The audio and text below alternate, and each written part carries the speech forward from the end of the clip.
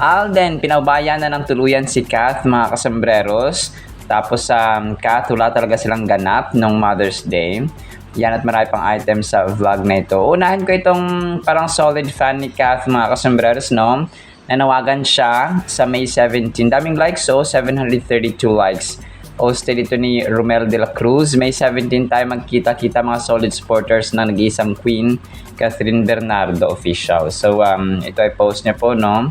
Tapos yung sa ano niya nga to, sa may Kultura na parang music festival siya, mga kasembreros, sa May 17. Tapos ang Stars on the Floor kagabi, of course, nag-post sila ng kanilang group picture. Tapos andito ay si Alden. So parang ano ito, noong nakaraan pa nila na picture, of course, kasi nga nasa Siargao si Alden, mga kasembreros. So parang kompleto ito, no, na picture nila, mga kasembreros, lahat-lahat. Andito ang mga dance authority, yung mga contestants, ang mga hosts backstage, at marami pang iba, mga kasembreros. So, sina River Cruz andito, tapos si Alden, of course, na host ay andito rin po, mga kasombrero. So, pinost ito ng Stars on the Floor kagabi. Parang bago yata mag-start yung kanilang segment kagabi, mga kasombreros. Tapos, day 6, nagpicture pala sina Alden at ang Siargao team, mga kasombreros. This was posted by Duini. Okay. Alam ko na. Si Dwayne pala sa Instagram 8 minutes ago ay si Diwata, no? Si Christopher Diwata, mga kasembreros. So ngayon ko lang siya, buti na lang nagpo-post ito si Christopher Diwata. Thank you so much, Sir Christopher. Dito ay parang picture ni na Alden, Nadine, Christopher Diwata, si Kailin, of course, tapos si Choi Bumin ba ito? O parang si Choi Bumin nga siya. Parang day 6 ang nakalagay dito na caption niya, mga kasembero. So pang-anim na araw na tawag dito na shooting nila or taping, mga kasembero, sa Siargao, no? Sa Love Siargao, mga kasembreros. So talagang aabangan natin ito. Kulita, parang ano siya? Parang dito si hindi ko lang alam kung dito si Miss Garlic Garcia, mga kasembreros. So pero parang wala siya pero yan po, no, ang kulit lang. Naglo-load ang aking naglo-load ang aking internet. So i-search ko sana yung dito, yung mga recent pictures pa or post. Ayun, si Dwayne. Hindi pala siya si Diwa. Okay. Kasi Christopher Diwata, tapos ang Dwayne, si Dwayne Baltazar. Okay. So iba pala. Hindi pala ito si Christopher Diwata, mga kasembreros. Ano pala siya? Itong part pala siya ng production ng dito ng si Dwayne. Si Dwayne yata itong nakasalamin, mga kasembreros, na babae. So yun, sinearch ko yung kanyang Instagram itong nakasalamin nga siya, mga kasombrero, si Dwayne Baltazar, yung kanyang tunay na pangalan, mga kasombreros. So part yata siya ng production team ng Love Siargao, mga kasombreros. So yun po, no, talagang we're so thankful na nag-post din siya ng kanilang ganap or picture na ito sa Love Siargao, mga kaso. So, nag-iisang picture pala ito. Marami siyang pinost na Instagram stories. Pero isa lang itong kanila ni Alden, mga kasmeros, na kasama ang Love Siargao cast, no. Tapos may pinost dito yung isang fan na naka-block parang sasalita si Alden pero pictures lang yung pinost niya, si Maria Cristina Antolino 15 hours ago. Alden Richards ang taong puno ng pangarap para sa family niya at napakabait sa mga fans at marami na siyang natutulungan mga bata. So yun, definitely true, no, kay Alden, mga kasombrero. So ito po ay pinost niya 15 hours ago. Hindi ko lang alam kung saang interview ito naka-block si Alden. na pa nagsasalita siya, pero pictures lang yung aking or yung pictures lang yung pinost niya mga kasambreros. So kung kaya ito lang po yung aking pa-flash mga kasambreros sa inyo. Tapos Weekend Warrior, si Kath dito, parang nag-workout daw sila ni Mauro Lumba, no? Post ito kagabi ng isang admin Tapos parang weekend, so ibig sabihin parang nung kapong Sunday or Saturday nag-workout si Catherine kasama si Coach Mauro Lumba niya mga kasembreros. Pero hindi ko lang alam kung matagal na ito na-post mga kasembreros, tapos na-repost lang kagabi. Pero sabi weekend, no? So ibig sabihin itong nakaraang or kahapon nga ito na Saturday o Sunday mga kasembreros. So, pwedeng ganoon, no? Tapos, na-post na siya kagabi. So, pwedeng ganoon yung ginawa dito mga kasembreros. So, pwede rin namang recent or, pwede namang recent, pwedeng old mga kasembreros. So, yun po, no? Pero, kung may information po kayo ay I will definitely appreciate it mga kasembreros. Tapos, may isang fan din dito na pinost niya yung parang billboard sa loob ni Kath mga kasembreros about sa Ideal Vision niya na endorsement, no, sa maagang deal or sa alagang ideal confident ka, no. Ito yung nakasabi dito, parang yung malaking poster picture ni Kath ay nasa taas ng hagdan or escalator mga kasembreros sa isang mall, not kung saan ay vinidyohan ng isang fan, no. Pinost ito ni Jill36927 sa kanyang TikTok account mga kasembreros. So definitely, no, si Ma'am Kath ang brand endorser ng Ideal Vision mga kasembreros. Tapos ito may may panibagong edit na naman dito mga kasembreros. Yung tambayan session nina Alden Richards, Daniel Padilla, Enrique Hill at saka James Reid mga kasembreros. So tapos ito naman ay may napakalungkot na music background mga kasembreros, no. Leaves will soon grow from the barrenness, sabi dito, of trees, and all will be all right. Pero babasa na ako ng bata dito, no. In time. So, from waves overgrown. So, ito siya mga kasers, no. So, definitely ito po isang edited photo na ginawa na lang memes sa social media ngayon mga kasembreros. So, sabi ng iba pa doon, sabi na, kaya pala inutusan niyo ako bumili ng yellow kasi kayo lang mag-iinom. So, ang kukulit ng mga tao. Yung mga caption nila mga kasembreros So, tapos yung iba naman, kami naman mga girls mag-open up sa bawat isa. Kasi tapos na sina Liza, Catherine Bernardo, sina Nadine Lustre at saka si Maine Mendoza. So yung mga boys naman yung nag-inuman session mga kasembreros. So dito ay hindi naman inuman ito. Parang machichirya at dito milk tea lang yung kanilang iniinom at saka kinokonsume dito mga kasembreros. So yun po, no, talagang nakakatawa lang mga kasembreros. Tapos may pinost si Naibara Lopez dito na meron daw ganap sina Mama Min sa Mother's Day mga kasembreros. 2 hours ago, Mother's Day, Tita Min, and to all mommies out there. So, para lang pala ito. So, walang ang ganap, no? Si Kath at saka si Mama Min mga kasembreros sa Mother's Day. Pero, chinek ko no? Hanggang ngayon mga kasas, nag-voiceover ako.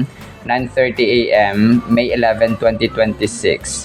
So, wala pa rin post si Mama Min at saka si Kath sa kanilang sa kanilang Instagram mga kasembreros. May pinost dito yung atin ni Kath mga kasembreros. Kasama niya yung mga mommies, no, na si Ate Chrysler niya mga kasembreros. So, pero ito po ay parang mga kasamahan ni na Chrysler nga mga kasembreros. kasama ang mga nanay ng kani-kanyang mga anak, mga kasembreros, no? So, na kung saan ay parang parang kumain sa labas, no? Yung mga nanay na ito, mga kasembreros. So, mga kasamahan yata ito na nanay ng mga classmates din ni Lexine, mga kasembreros. So, or po pwede rin sa mga Zumba. Sabi niya dito, Happy Mother's Day, dance moms turned driver, mananahi, labandera, personal shopper, etc. So, ang cute lang, mga kasembreros, no? So, ito po ay post ni De Quina, tapos ni-repost ng ate ni Kat na si ate niya Tin, mga kasembreros. So, pero sila mismo wala pa eh. Pero abang tayo, mga kasembreros. Baka later ay magpo-post din sina Kat or si Mama Min ng kanilang ganap, mga kasembreros sa araw ng mga nanay. So, yun po. Tapos, next item natin, may pinost din dito no? Si About Kay Kat. Tapos, ang kasama naman niya dito ay si Nadine din po, mga kasas, 167 reactions. Post ito ni Aperture Priority, happy weekend from these beautiful ladies, Catherine Bernardo and Alden Richards, no? So ito po yung Nadine Lustre and Catherine Bernardo. So 19 hours ago, daming reactions sa 167, mga kasembreros, yung kanyang reactions. Pero palagi ko post ito or ganap noong birthday ni Doc Ivy. And then 15th anniversary ng Ivy Clinic, mga kasembreros. So palagay ko ito yung ganap dito, no, ni Phenomenal Box Office Cinema Queen at ni CEO, mga kasembreros. Tapos sina Alden, tapos yung road trip nila, mga kasembreros, na-post din pala yon or na-feature sa news.ph, no? Alden at Kaylin, Nadine, nag-road trip sa Siargao. So yun siya, no? Talagang trending ito, marami ang nag-feature talaga dito sa road trip na ito, mga kasembreros, na kung saan ay enjoy lang, no, ang Team Siargao, mga kasembreros. So ito yung nakikita ng mga tao talaga sa cast na bumubuo sa Love Siargao, mga kasembreros. Enjoy lang talaga sila sa kanilang mga ginagawa doon sa set, maging sa bakanting oras nila, mga kasembreros. Tapos isa sa mga major items natin, Alden, pinaubayan na lang si Kath kay Mayor. So ito yung parang nakita na kasi may nakita akong comment na parang wala na rin pakialam si Alden kay Kath, no? Parang ganoon, mga kasembreros, yung dito yung comment, no, at saka nakita ng mga tao na parang wala na kasi si Alden enjoy sa kanyang ginagawa sa Siargao. Tapos si Kath naman parating spotted sa nakasama si Mayor Mark Alcalacono. So yun, ganun yung yun na yung ako pa yung latest na tapos parang nag-iba na daw si Kath, no, parang something like that. Yun yung mga lumalabas na mga issues ngayon, mga kasembreros.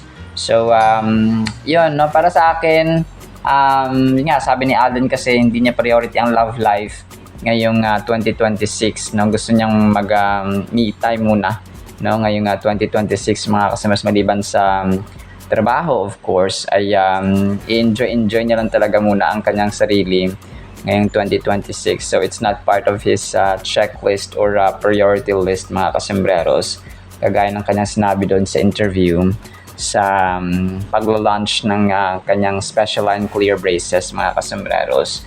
At saka naulit niya nung in-interview siya bago magsimula yung Stars on the Floor ng February, mga kasembreros. Yun, talagang sana nakita natin parang ngayon, and sa nakita natin ngayon parang gano'n, no? Alden is just enjoying his his stuff, his agenda, mga kasembreros, and Kath naman ay ganoon din. Pero nung marinig ko yung sabi nga niya, no, sa isang interview niya kay Dr. Vicky Bello, ay parang gusto niya kung anong gustong gawin ng magiging asawa niya or magiging girlfriend niya, mga kasembreros, ay hahayaan niya lang, no, parang ganoon siya, mga kasembreros. So, they should be doing things separately para lumago sila pareho.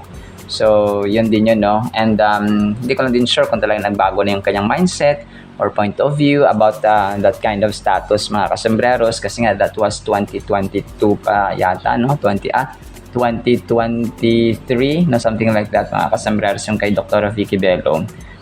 Bago ang Hello Love Again, mga kasembreros. So, yun, talagang pwedeng nagbago, pwedeng hindi nagbago, mga kasembreros, no?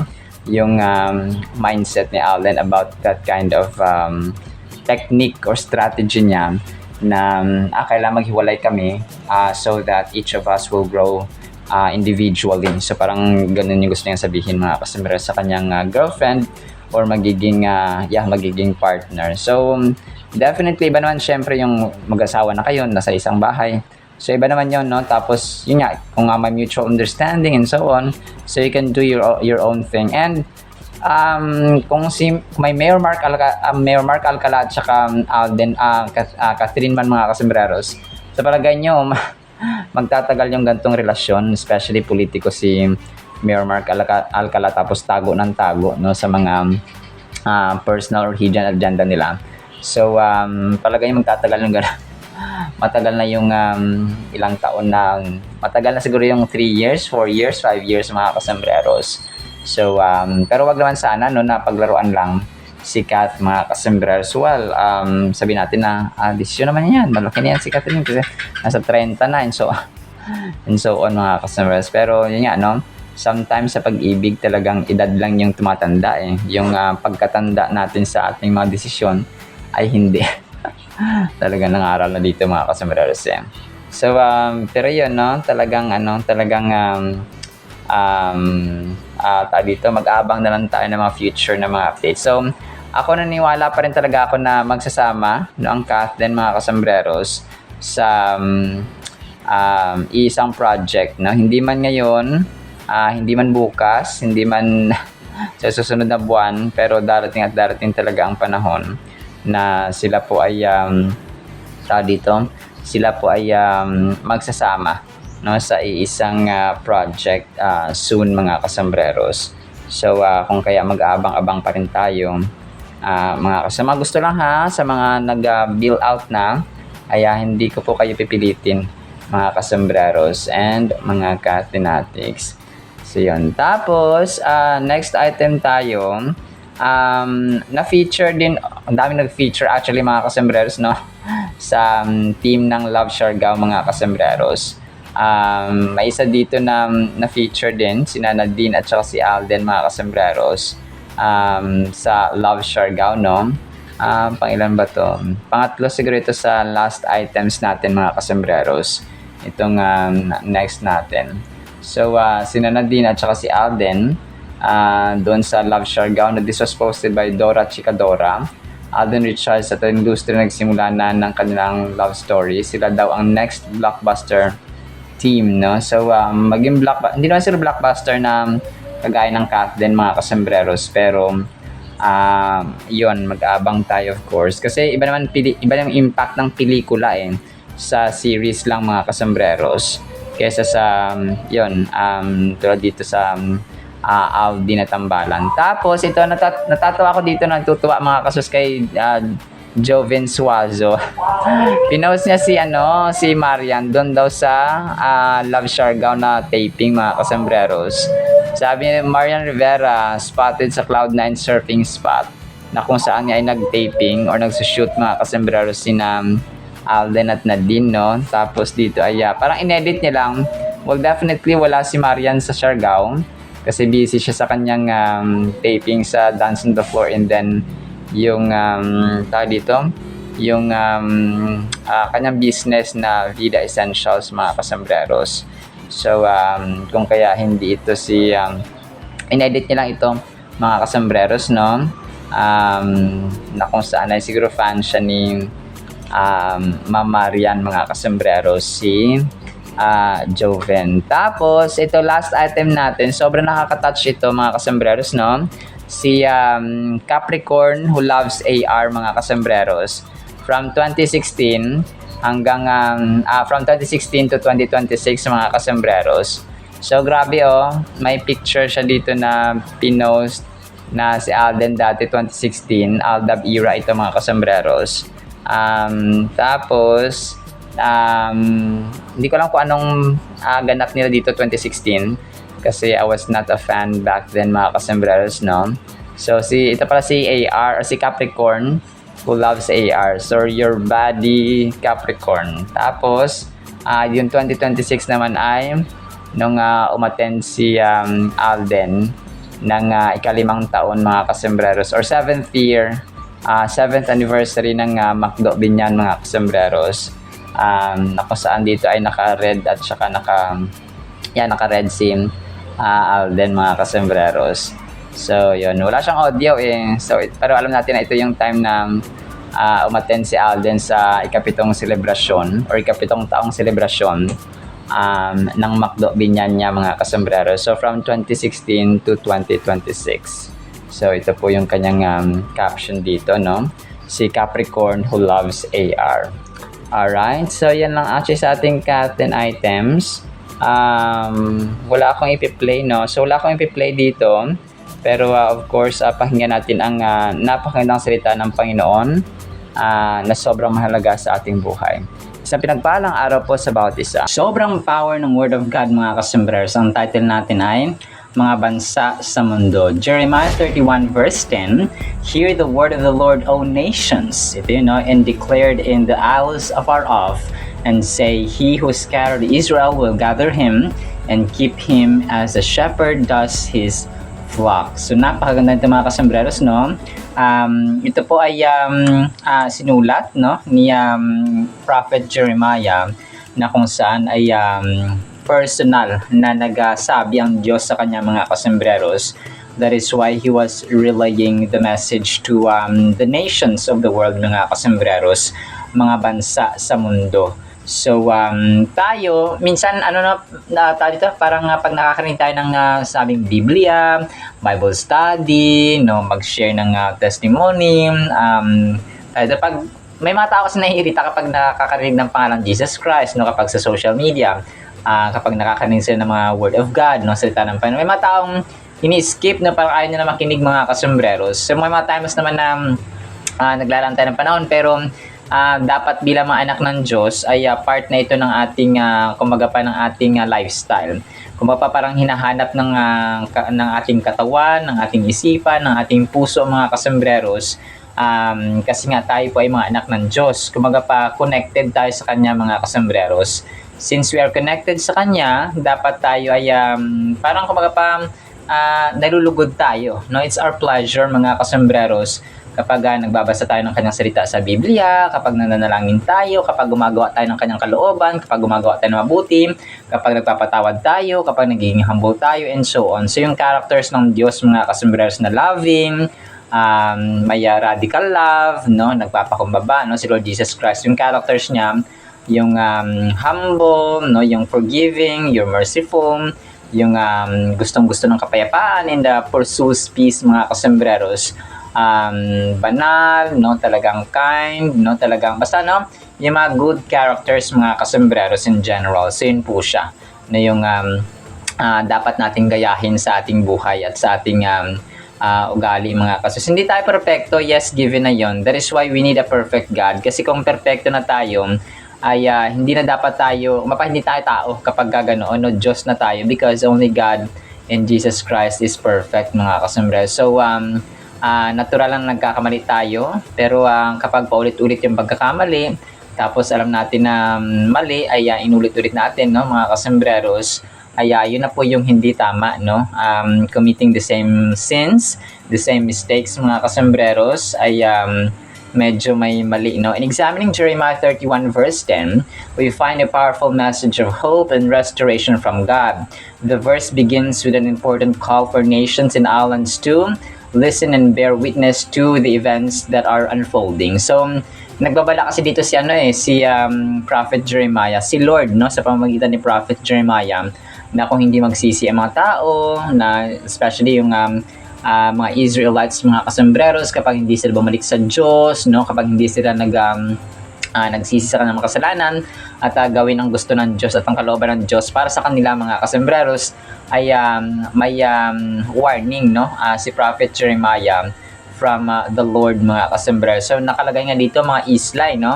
Mga isla, archipelagos, and then yung mga bansa sa buong mundo mga kasembreros. So specified dito niya Prophet Jeremiah. What makes this verse significant is the assurance that although Israel has been scattered, it is a temporary state.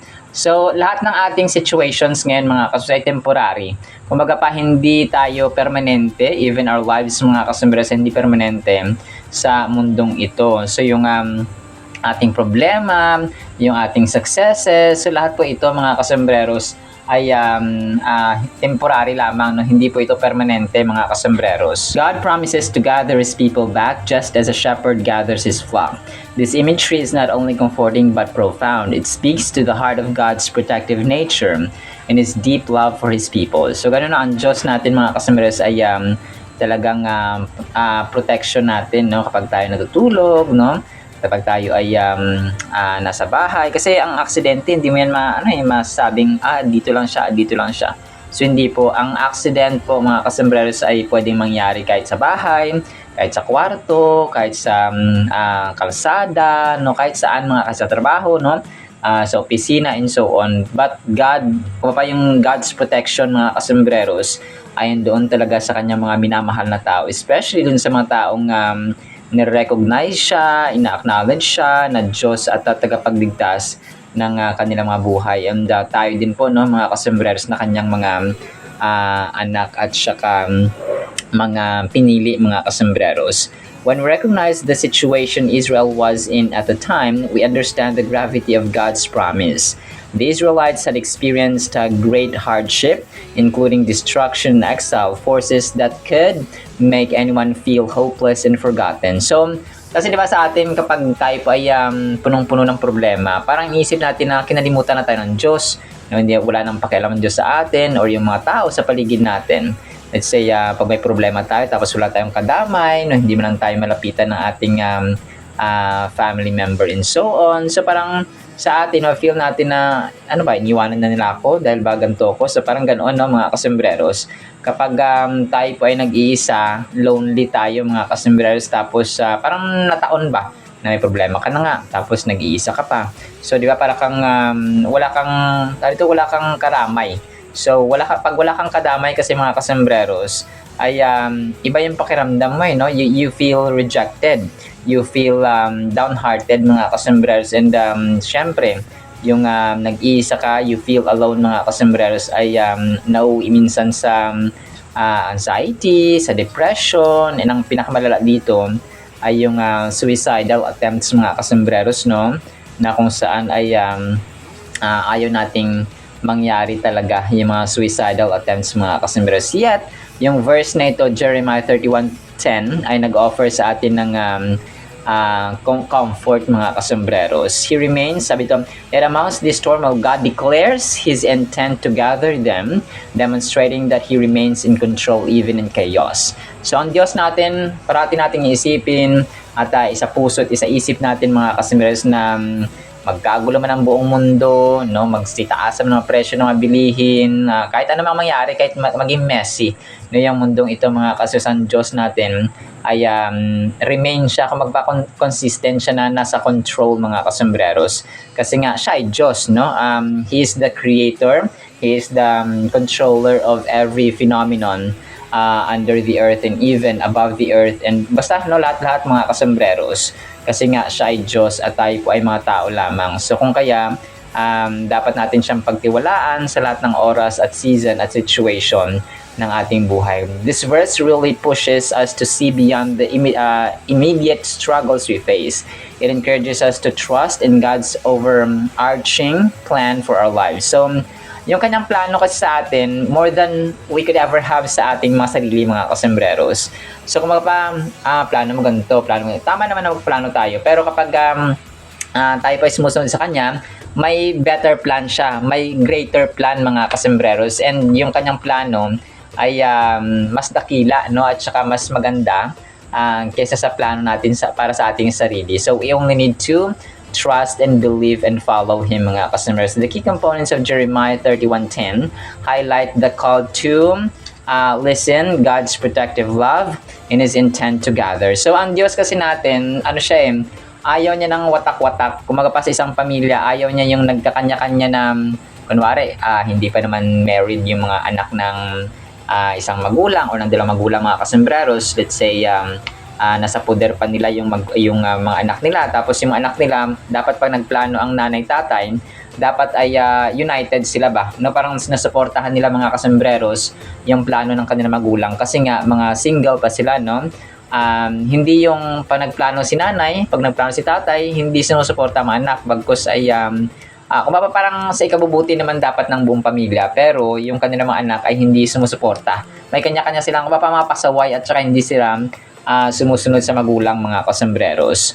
So, ayaw ng Diyos na ganoon. Kung may unity ang gusto ng Diyos sa isang pamilya, sa isang simbahan, lalong-lalo ng mga kasembreros, no?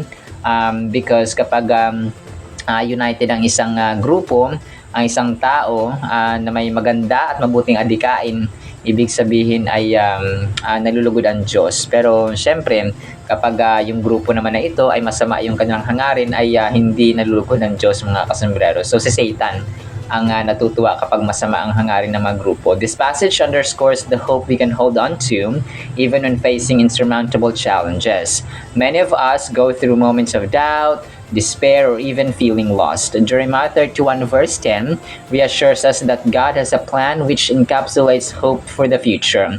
Instead of following fear to consume us, we can choose to focus on the truth of God's promises and His unwavering commitment to us. So yung pangako, no, talagang ang Biblia, mga kasembreros, ay swimming pool, no, dagat, karagatan, mga kasembreros, ng mga pangako ng Diyos na hindi natin matarok at hindi natin ma-imagine, mga kasembreros. So ang pangako niya ay mabuti, no, kung walang masamang pangako ang Diyos, mga kasembreros, sa atin at sa mga taong nananampalataya at nananalig sa Kanya, mga kasembreros. So tayo lang talaga yung nagkukulang ng oras, ng panahon, ng effort, mga kasembreros, para mas lalo pa siya makilala through reading His Word, no, yung Holy Bible, mga kasembreros, sa panalangin, and so on. Sa final thought natin, in conclusion, Jeremiah 31 verse 10 holds timeless truths that resonate deeply with our current lives.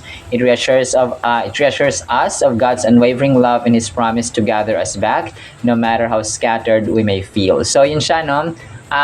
Yun, kapag tayo nagkakasala, isipin natin na ang Diyos natin ay nag-aantay pa rin sa atin, mga kasembreros. So, He is not a condemning God, bagkus ay nagpapatawad. He is a forgiving and loving God, mga kasembreros. But not to the point na paulit-ulit at saka the same mistake, the same sins, mga kasembreros, ang ating ginagawa sa buhay. So yun siya. Pero yun, God is a forgiving, loving, and wanted us to be back in His presence, mga kasembreros. Alright? So and even yung buong mundo, no, lahat ng bansa, mga kasembreros. Alright, sinama po sa ating Word of God, ha? No, pagpalaan po tayo ng pag-ibig, pananampalataya, pag-asa, at spirit of unity sa ating tahanan, sa ating simbahan, at sa ating community in general. In the mighty, holy, sweet, magnificent name of the Lord Jesus Christ, we pray, with the communion of the Holy Spirit of the living God. And everyone said Amen and Amen. See you sa next segment, mga kasembreros, and paalam po. I love you all.